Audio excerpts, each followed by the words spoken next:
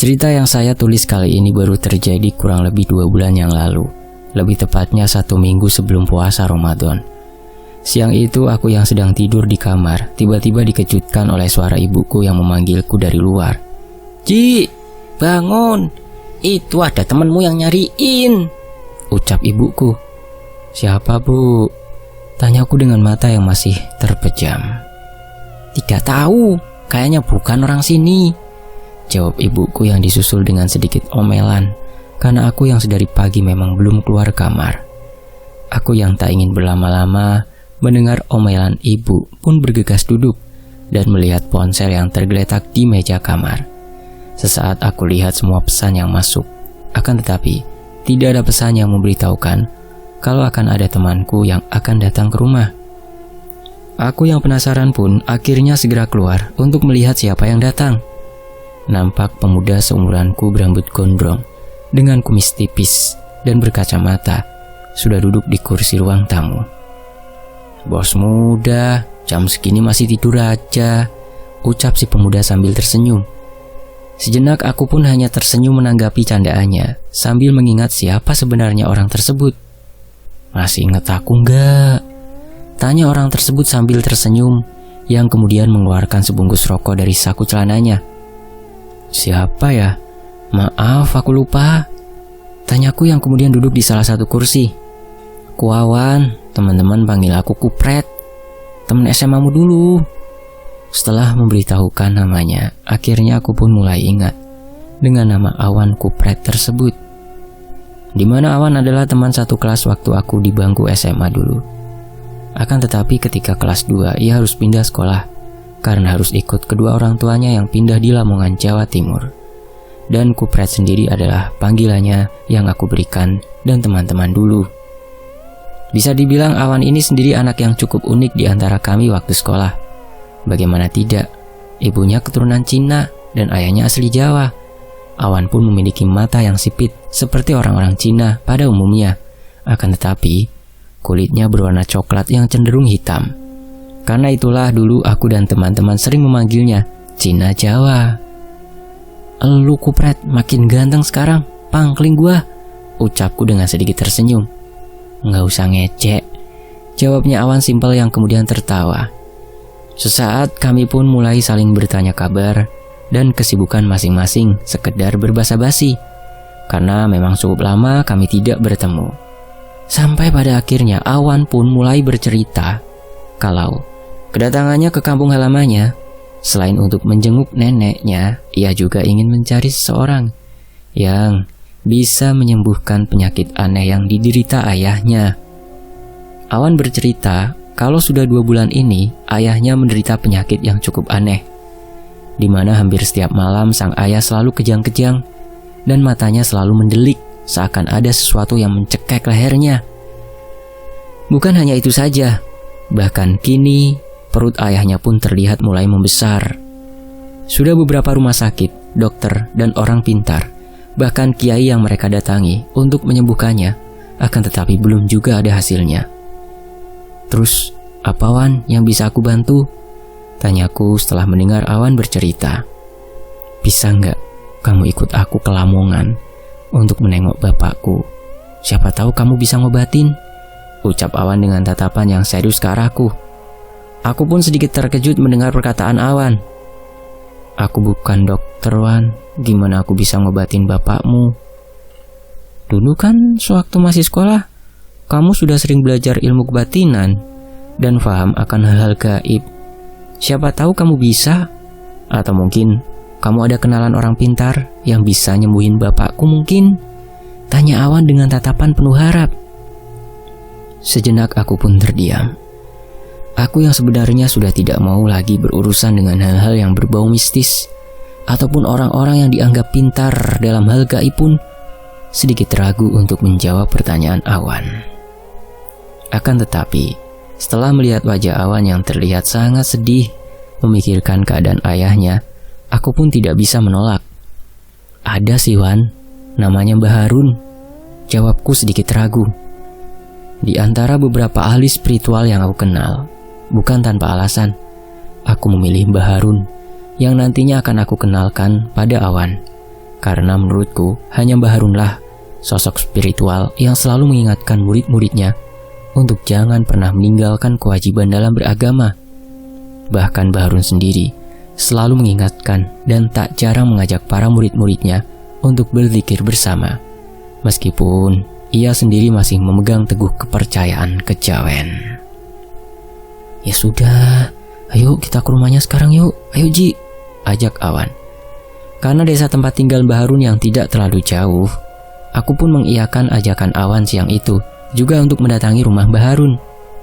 Tak berselang lama, sampailah kami di sebuah rumah sederhana milik Mbah Harun. Aku pun sedikit terkejut, yang mana tiba-tiba pintu rumah tersebut sudah terbuka. Sebelum aku sempat mengetuknya, dan terlihat Mbah Harun yang sudah berdiri di balik pintu. Mas Oji, ayo silahkan duduk.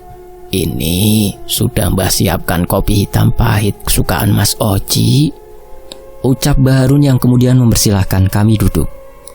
Aku pun kembali dibuat sedikit terkejut, yang mana sudah tersedia 3 gelas kopi panas yang ada di meja, beserta camilannya, yang seakan Mbah Harun tahu kalau aku akan datang bersama Awan. Ditambah lagi Mbah Harun yang termasuk sudah sepuh masih ingat denganku, sedangkan kami sendiri sudah hampir 5 tahun tidak pernah bertemu.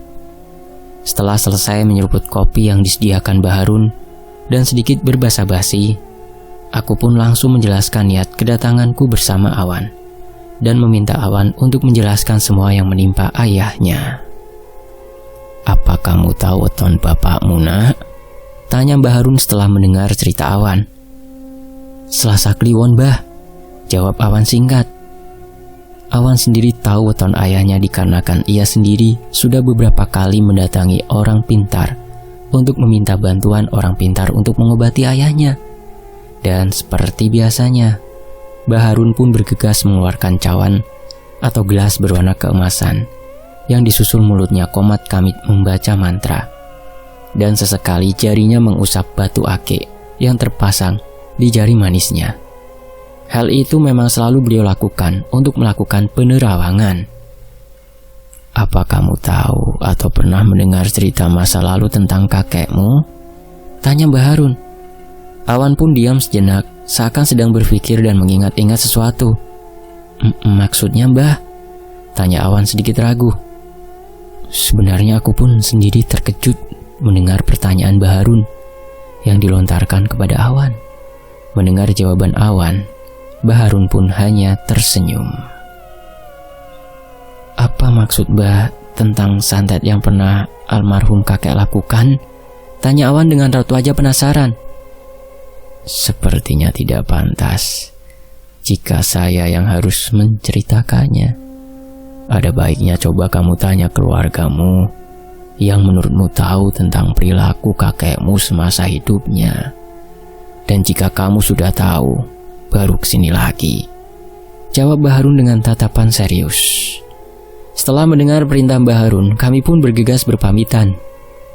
Di perjalanan pulang, Awan pun bercerita kalau ia memang pernah mendengar dari omongan orang-orang kalau kakeknya semasa hidupnya sering melakukan santet kepada orang-orang yang mempunyai masalah dengannya.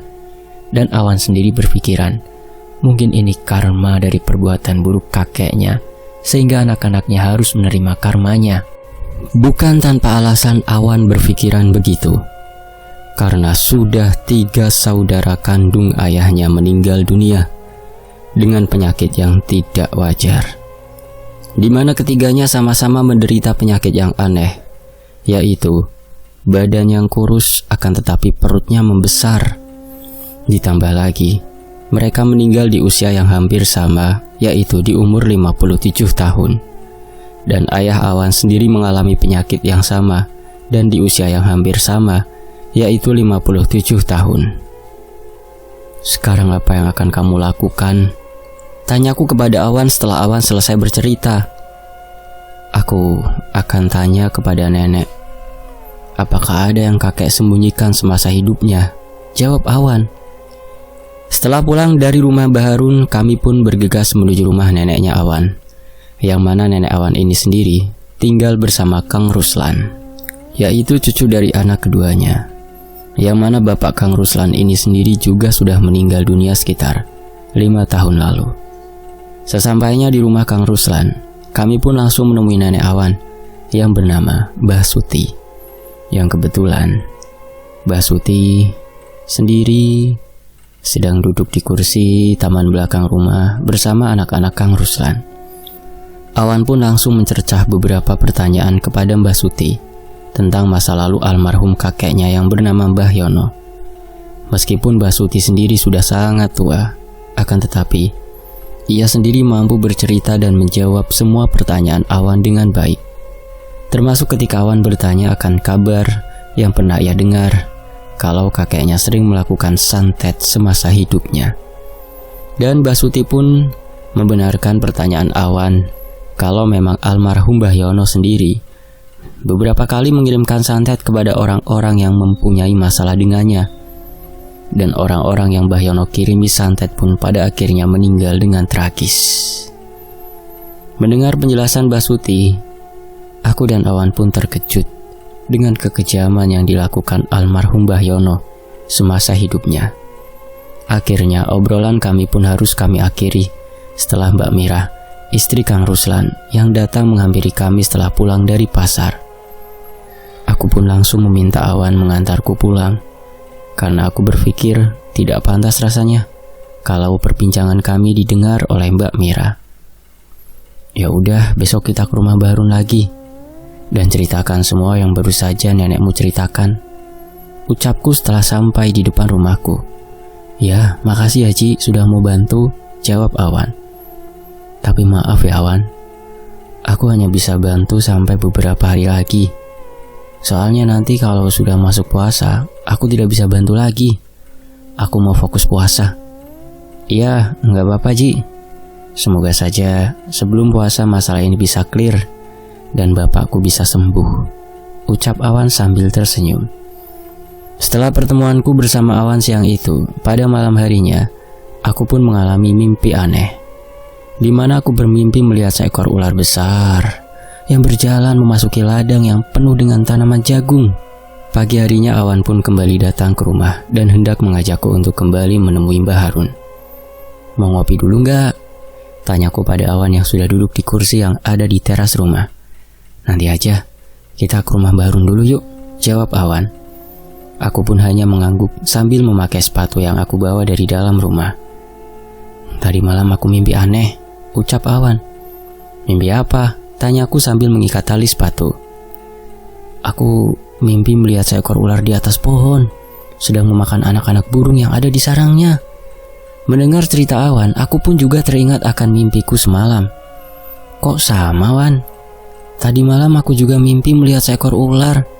Hanya saja yang aku lihat dalam mimpiku, ular itu berjalan memasuki perkebunan jagung, ucapku. Sejenak kami saling menatap sebelum akhirnya kami pun memutuskan untuk segera menemui Mbah Harun. Setibanya di rumah Mbah Harun, Awan pun menceritakan apa yang diceritakan Mbah Suti kemarin tentang santet yang pernah Mbah Yono lakukan semasa hidupnya. Awan pun juga menceritakan tentang mimpi kami semalam, yang kami rasa ada yang ganjil dengan mimpi tersebut. Masih ada satu hal penting yang belum diceritakan nenekmu, ucap Mbah Harun. Aku dan Awan pun hanya saling tatap, karena aku dan Awan sendiri tidak tahu kalau masih ada yang disembunyikan Mbah Suti dari kami. Kalau soal mimpi kalian, itu sudah memberikan jawaban. Apa yang menimpa ayahmu itu adalah hasil dari perbuatan almarhum kakekmu. Kakekmu menanamkan keburukan dan anak cucunya lah yang akan memanen hasil buruknya, ucap Mbah Harun tegas. Aku dan Awan pun terkejut mendengar penjelasan Mbah Harun. Lalu, selain perilaku buruk almarhum kakek yang sering menyantet musuh-musuhnya, apalagi yang disembunyikan nenek dari kami, Mbah? Tanya Awan semakin penasaran. Harta dari keluargamu, ucap Mbah Harun yang kemudian menarik nafas panjang dan menyandarkan badannya di kursi. Sesaat, Awan pun akan membuka mulut dan kembali bertanya kepada Mbah Harun. Akan tetapi sebelum Awan berucap, aku pun menyelanya. Ya sudah Mbah, kami akan kembali menemui Mbak Suti dan memintanya untuk menceritakan semua tentang almarhum Mbah Yono. Ucapku yang kemudian berpamitan.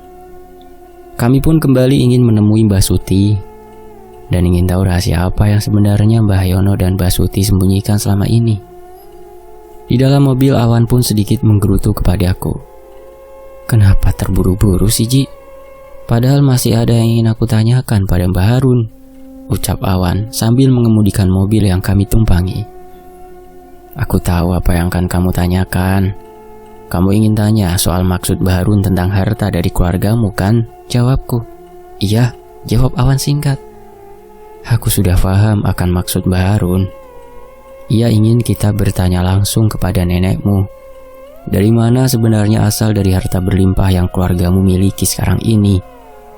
Jawabku sedikit ragu. Maksudmu, Mbah Harun mencurigai kalau dulunya kakek dan nenekku penganut pesugihan begitu? Tanya Awan sedikit terkejut bercampur amarah. Bukan mencurigai.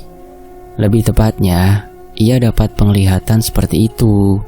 Ditambah lagi, melihat ekspresi Mbah Harun tadi, aku jadi paham kalau masalah yang keluargamu alami saat ini bukanlah masalah yang sepele. Ucapku yang berusaha menjelaskan kepada Awan. Sesampainya di depan rumah Kang Ruslan, aku dan Awan pun bergegas turun dari mobil dan menghampiri Mbak Suti yang kebetulan sedang duduk di kursi santai di depan rumah. Nek, tolong jawab jujur. Sebenarnya kesalahan apa yang sudah nenek dan kakek perbuat dulu, sehingga Pak Deses, Pak Dewarto, dan Bu Desri meninggal secara tidak wajar. Ditambah lagi sekarang giliran bapak yang harus sakit seperti itu.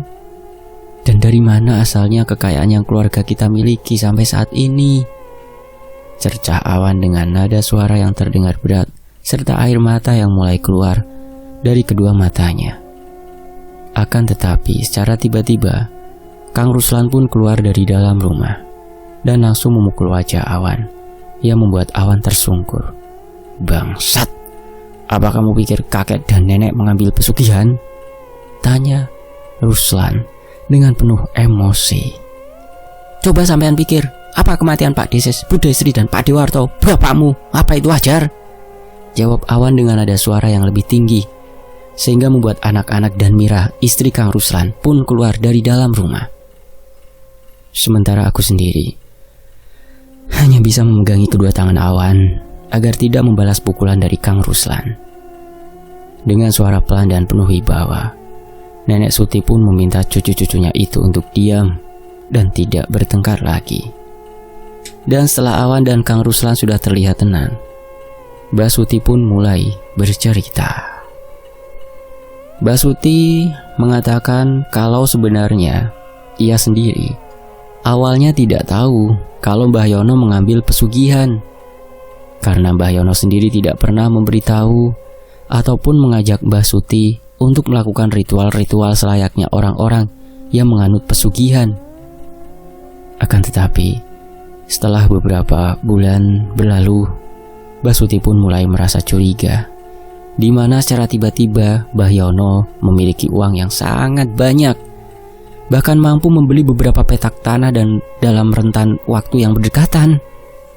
Sedangkan setahu Mbah Suti, Mbah Yono hanyalah seorang buruh angon, bekerja mengembala ternak milik orang lain.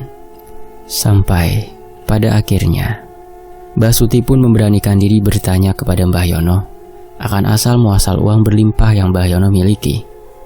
Awalnya Mbah Yono pun tidak mengakui di mana asal uang-uang itu ia dapatkan. Akan tetapi Mbah Suti yang curiga pun pada akhirnya memberanikan diri dan bertanya, apakah Mbah Yono mengambil pesugihan?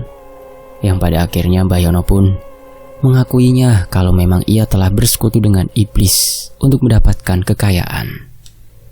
Meskipun Mbah Yono sendiri tidak pernah memberitahukan tempat ia melakukan ritual pesugihan tersebut. Mendengar hal itu, Mbak Suti pun sempat marah dan syok. Ia takut kalau anak-anaknya lah yang nantinya akan menjadi korbannya. Namun Mbah Yono pun mengatakan kalau anak-anaknya tidak akan menjadi tumbalnya, hanya saja anak-anak mereka akan meninggal di usia 57 tahun. Yang mana 57 tahun itu adalah usia Mbah Yono ketika melakukan ritual pesugihan tersebut. Mendengar penjelasan Mbak Suti, kami semua pun sangat terkejut. Aku sendiri sempat berpikir ternyata ada orang sejahat itu. Selain ahli dalam hal santet, Mbah Yono juga tega mengorbankan anak-anaknya untuk mendapat kekayaan. Apa nenek benar-benar tidak tahu di mana kakek dulu mengambil pesugihannya? Kali ini Kang Ruslan yang bertanya. Mbah Suti pun menjawab, kalau ada kemungkinan Mbah Yono dulu mengambil pesugihan di Sendang, rahasia ya tempatnya, yang ada di desa Sensor. Karena dulu ia sering melihat almarhum Mbah Wardi, teman Mbah Yono, ketika masih jadi buruh angon mengajak Mbah Yono ke Sendang tersebut. Karena bisa dibilang, Mbah Wardi sendiri waktu itu juga menjadi kaya mendadak, walaupun tak sekaya dan sesukses Mbah Yono. Di tengah-tengah Mbah Suti bercerita, tiba-tiba handphone Awan pun berdering, yang ternyata panggilan itu berasal dari kakak perempuannya yang bernama Anggi. Anggi pun mengabarkan kalau saat ini ayah mereka yang dirawat di rumah sakit secara tiba-tiba mengalami kejang, dan Arum pun meminta Awan untuk segera balik ke Lamongan. Mendengar hal itu kami pun merasa cemas. Hingga pada akhirnya diputuskan kalau saat itu juga Kang Ruslan dan istrinya akan mengantar Mbah Suti ke Lamongan untuk menjenguk ayah Awan. Sedangkan Awan sendiri mengajakku untuk kembali menemui Mbah Harun dan akan kembali ke Lamongan setelah urusan bertemu Mbah Harun. Seakan tahu apa yang sedang terjadi, baru saja kami turun dari mobil, Mbah Harun pun bergegas menghampiri kami sambil membawakan plastik kecil yang berisi air. Apa kamu mau balik ke Lamongan? Tanya Mbah Harun dengan tergesa-gesa. Tidak Mbah, tapi nanti ada saudara yang mau ke sana, jawab Awan. Baguslah kalau begitu. Titipkan air ini, dan nantinya suruh ayahmu meminumnya, dan sisakan sedikit untuk dibasuhkan ke punggung ayahmu, pesan Mbah Harun. Tanpa bertanya lagi, Awan pun kembali masuk ke dalam mobil dan kembali menuju rumah Kang Ruslan. Sedangkan aku sendiri waktu itu diminta Mbah Harun untuk tetap tinggal, karena akan dimintai tolong untuk mengambil semua bahan-bahan yang akan dijadikan perlengkapan ritual nanti malam.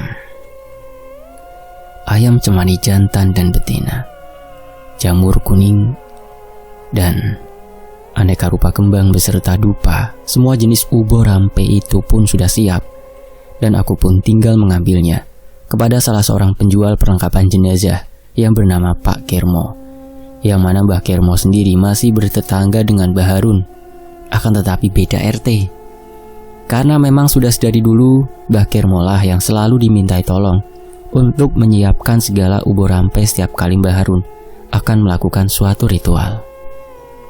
Jujur saja, aku sendiri tidak yakin akan berhasil menyelamatkan bapaknya Awan, ucap Mbah Harun kepadaku. Sejenak aku pun hanya diam dan duduk di kursi kosong yang ada di sebelah Mbah Harun setelah meletakkan semua ubo rampe di dalam rumah. Tidak ada salahnya juga kan Mbah kalau kita mencoba. Setidaknya kita sudah berusaha, jawabku. Dan tak berselang lama akhirnya Awan pun datang dan mengatakan kalau untungnya Kang Ruslan dan neneknya belum berangkat, sehingga ia bisa menitipkan air pemberian Mbah Harun. Ingat ya Mas Awan, air yang aku berikan tadi hanya untuk memagari bapakmu agar tidak diganggu makhluk yang menjadi pesugihan almarhum kakekmu dulu. Karena aku sendiri tadi malam juga mendapatkan teror dari makhluk tersebut. Sepertinya ia tidak suka aku ikut campur dalam masalah kalian. Iya Mbah, terima kasih Mbah, jawab Awan. Entah makhluk dan teror apa, seperti apa yang dialami Mbah Harun, karena aku dan Awan sendiri tidak berani menanyakannya kepada Mbah Harun. Nanti malam kita akan melakukan ritual di Sendang C, tempat kakekmu dulu melakukan ritual pesugihan, untuk melakukan pergantian tumbal, yang mana 2 ekor ayam cemani ini sebagai simbol pengganti bapakmu dan tantemu Wati. Dan semoga saja berhasil, imbuh Mbah Harun. Singkatnya malam itu pun tiba. Aku dan Awan pun bergegas menjemput Mbah Harun dan mengajaknya ke Sendang C yang berada di desa K untuk segera melakukan ritual penukaran tumbal tersebut.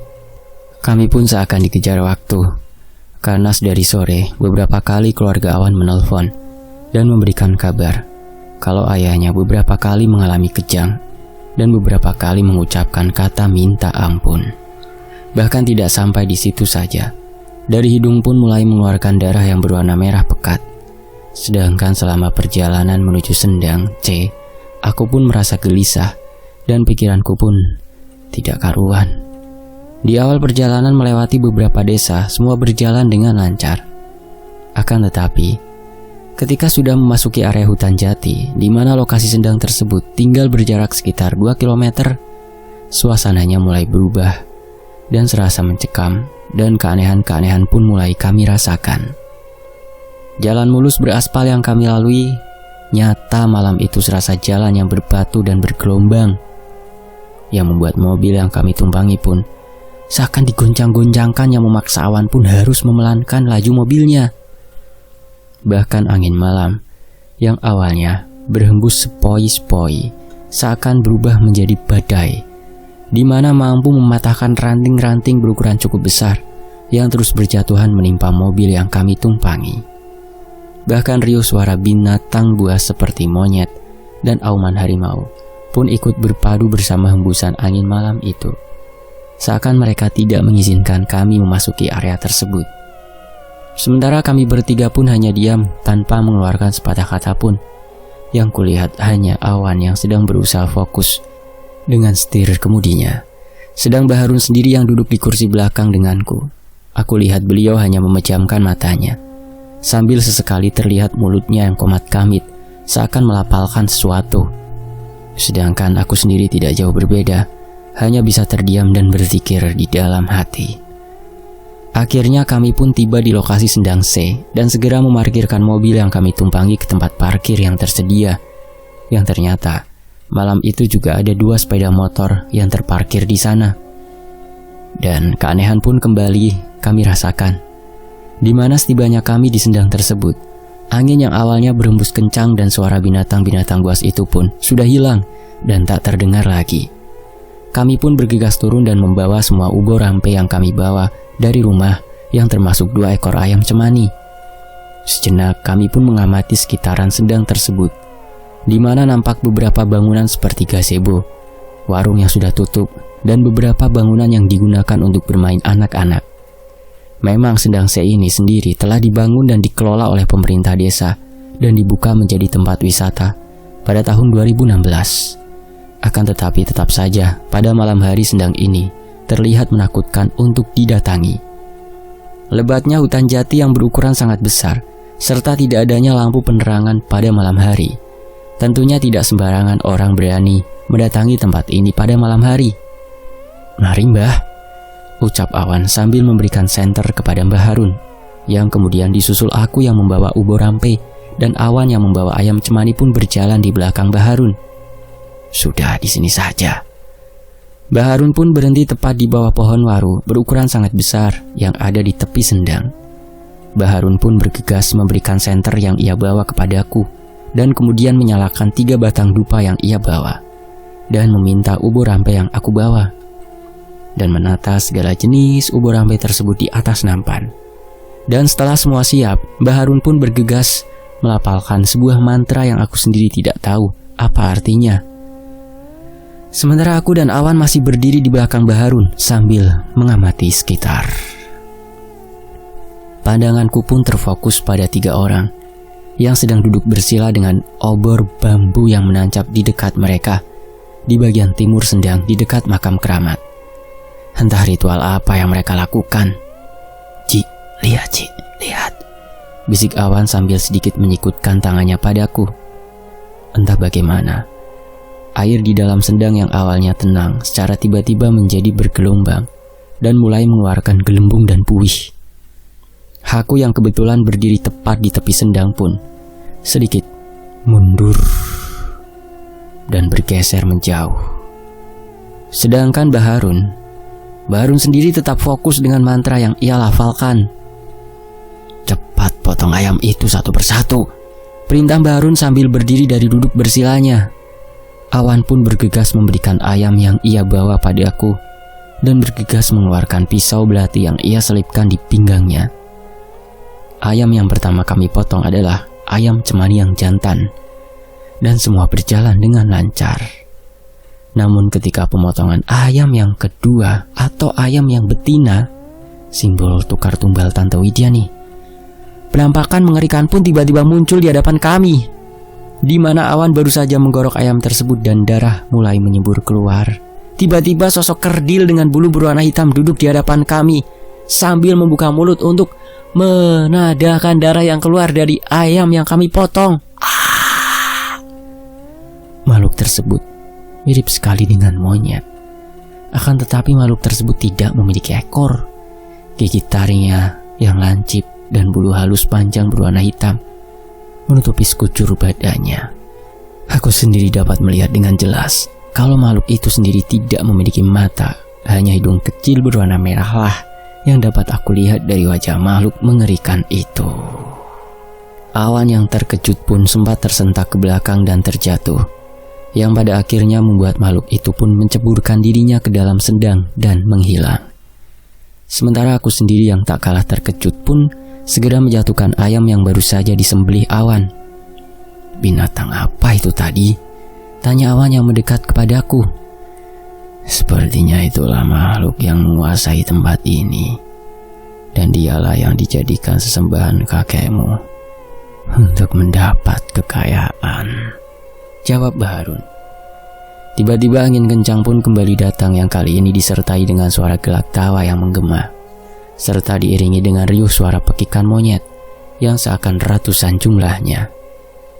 Akan tetapi keanehan tidak hanya sampai di situ saja. Meskipun angin itu kami rasakan berhembus cukup kencang, namun nyatanya daun-daun dari pepohonan di sekitar terlihat tidak ada yang bergerak, seakan angin itu hanya menerpa kami bertiga. Bahkan aku sendiri melihat ketiga orang yang sedari tadi bersemedi di makam keramat yang jaraknya tidak jauh dari kami pun terlihat masih fokus bersemedi, seakan tidak merasakan keanehan dan mendengar suara mengerikan seperti yang baru saja kami dengar. "Ayo, kita pulang," ajak Baharun. "Apa ritual ini berhasil, Mbah?" tanya Awan. "Entahlah. Cuma ini cara yang aku bisa untuk mencoba menyelamatkan bapakmu. Tapi untuk hasilnya nanti aku sendiri belum bisa memastikan," jawab Baharun yang terus berjalan dengan kami yang berjalan mengekor di belakangnya. Dalam perjalanan pulang, beberapa kali handphone Awan pun berbunyi, di mana panggilan itu berasal dari kakaknya. Akan tetapi Awan sendiri tidak mau mengangkat panggilan tersebut dan lebih memilih akan menelpon balik nanti ketika kami sudah sampai di rumah. Singkatnya, setelah ritual malam itu, pagi harinya Awan pun kembali ke Lamongan. Dan setelah 2 hari kemudian, ia pun memberi kabar kepadaku kalau bapaknya mulai membaik. Dan aku sendiri cukup senang mendengar kabar tersebut. Namun kabar baik itu tidak bertahan lama. Nyatanya di pertengahan puasa, Awan kembali menelponku dan memberikan kabar kalau ayahnya 3 hari yang lalu telah meninggal dunia. Meskipun 1 minggu sebelumnya bapaknya telah dinyatakan sehat oleh dokter dan dipersilahkan untuk pulang. Sebenarnya sampai saat ini masih ada beberapa pertanyaan yang terus mengganjal di pikiranku. Apakah ritual malam itu sepenuhnya gagal? Dan jika memang perjanjian kakek Awan dengan makhluk pesugihannya itu masih berlanjut dan tidak berhasil kami gagalkan, apakah mungkin suatu saat cucu-cucu dari Mbah Suti dan Mbah Yono akan mengalami nasib yang sama seperti orang tua mereka, termasuk Awan? Dan aku sendiri melihat ada yang sesuatu yang aneh dari Mbah Suti. Bagaimana mungkin di saat anak-anaknya harus menjadi korban di usia yang ke-57 tahun dan meninggal dengan keadaan yang tragis, justru beliau sendiri memiliki umur yang panjang? Ya, menurut Awan, Mbah Suti sendiri sudah berumur sekitar 109 tahun. Dan bisa dibilang di umurnya yang sangat tua, Mbah Suti termasuk sehat. di mana pendengaran dan penglihatannya pun masih cukup baik. Bicaranya pun masih lancar, meskipun hanya dengan suara pelan. Hanya saja ia sedikit susah berjalan dan badannya pun mulai bongkok, selayaknya orang-orang sepuh pada umumnya. Selesai kisah ini sampai di sini. Semoga Mas Awan dan cucu-cucunya Mbak Suti dalam lindungan Allah Subhanahu wa Ta'ala ya. Terima kasih untuk Mas Oji Pamungkas yang sudah menuliskan kisahnya untuk Fakta Sejarah. Terima kasih teman-teman sudah menyimak. Mohon maaf kalau ada salah kata. Saya pamit dulu, sampai jumpa di kisah lainnya. Wassalamualaikum warahmatullahi wabarakatuh. Tetap di Fakta Sejarah. Alhamdulillah.